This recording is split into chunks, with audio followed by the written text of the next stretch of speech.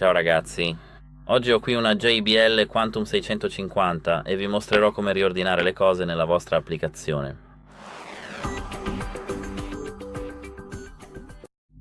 Se non vi piace l'interfaccia della vostra applicazione JBL Quantum sul telefono, c'è un modo per modificarla. Per prima cosa, toccate questi tre puntini nell'angolo in alto a destra e selezionate Riordina. Come potete vedere abbiamo supporto, possiamo spostarlo qui oppure portarlo giù qui sotto. Se siete sicuri che questa sia la disposizione corretta, basta tornare indietro e così funziona effettivamente. Se avete domande su questo, lasciatele nella sezione commenti qui sotto e per quanto riguarda questo video è tutto. Spero che vi sia utile e buona giornata. Arrivederci.